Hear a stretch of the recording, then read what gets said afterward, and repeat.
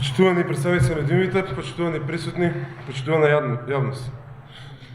Обидот на колегата Груби да ја префрли вината за синокешното фијаско на Комисијата за деловнички и мандатно-имунитетни прашања и на мене, како нејзин председател, се прозирна лага и очаен обид за контрола на штетата која вчерашната седница ја нанесе врз нивната партија.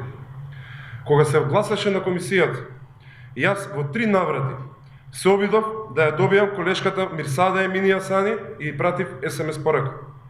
2 пати таа ми го спушти телефонот. Третиот пат, најверојатно по грешка, крена и 12 секунди ми молчеше на слушалката пред да ја прекине врската.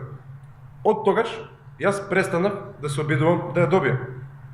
Во моментот на започнување на последното продолжение на комисиската седница, јас немав потврда дека колешката ќе дојде, ниту пак дека возило е испратено по неа. Единствена работа, полоша од тоа комисијата да нема став, е комисијата да нема кворум и врз основа на тоа да не може да гласа.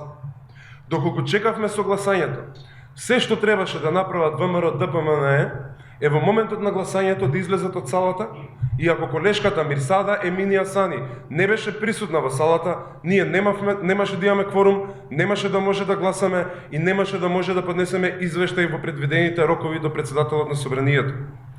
Тоа е единственото сценарио кое не би го обврзало Талат Џафери да ја закаже вчерашната пленарна седница.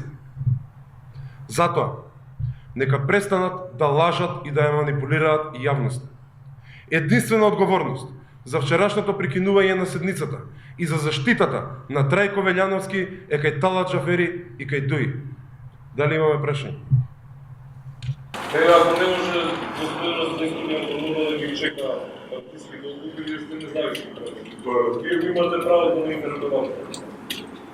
Право на интерпелација, повеќе од една пратење треба да поднесат, но без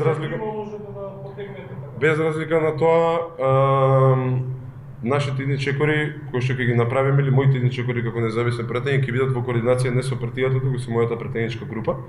И во зависност од тоа дали и како ќе успееме да се договориме, ќе видиме што ќе правиме понатаму.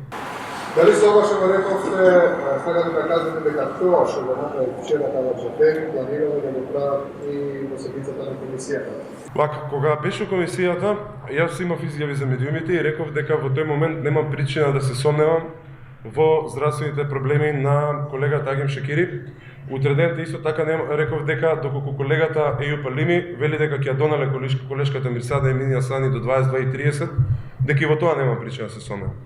Но, имајќи ги пред вчерашните случувања, се разбира дека мојот сомнеж се појави и расте.